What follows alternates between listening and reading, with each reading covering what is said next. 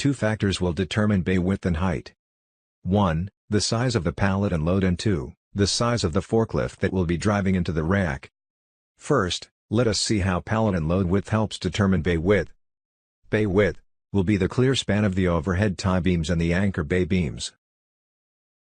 You will recall that pallet width is the dimension that faces the aisle and the side the fork center. Again, since the GM8 pallet is the most commonly used pallet, we will use 40-inch wide for our example. As we have learned, we must always know if there is any load overhang. Is the load within the pallet footprint? It is critical to note that any load overhang can affect both bay width and arm length. Also note to see if there are any leaning or loose loads which may add to clearance requirements. And earlier in the course, there are different style arms. For example, some arms are designed to have the pallet rail sit on top of the arm. Another popular style has the rail attached to the side of the arm. This is commonly called a space saver arm because it saves vertical space in the bay. This will become apparent when we cover the vertical height of the bay. Another variation of the space saver arm is called Z-rail as shown here. For now let us look at bay width using space saver type arm.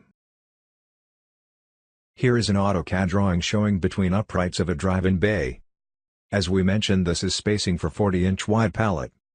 It is important that you understand how this rail design works. These typical space saver arms use 3-inch by 3-inch structural angle to support the pallets. Notice these critical dimensions. The first is at the top of the angles, the inside dimension is 42 inches. The second is at the bottom of the angle between the bottom edges, which is 36 inches. Please note, because we have a 42-inch opening, a 40-inch pallet will be supported by the rails, whether placed in the middle or the extreme sides of the rail as shown here. So no matter where the pallet is placed between the rails, it will always be safely supported. This will become apparent when we look at a 40-inch pallet with no load overhang. In this typical bay width of 52 inches, we have 5 arms with our 42-inch rail opening at the top and 36-inch opening at the bottom. 2 each 5-inch arms equals 10 inches plus the 42 inches at the top gives the total of 52 inches. Notice when we have side-to-side load overhang we get the following. To accommodate the load overhang of 2 inches, our bay width needs to increase to 54 inches. To gain the additional 2 inches we increase the 5-inch arm to 6 inches so that our top rail opening remains the same at 42 inches and bottom rail opening remains at 36 inches. Thus assuring the safe loading of our 40-inch pallet.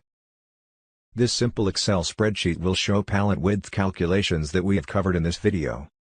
Per our example, take pallet width plus 2 inches to give you top of rail clearance, deduct 6 inches for the bottom angles that support the pallet, this equals 36 inches. With 5-inch arm, we have a 52-inch bay width.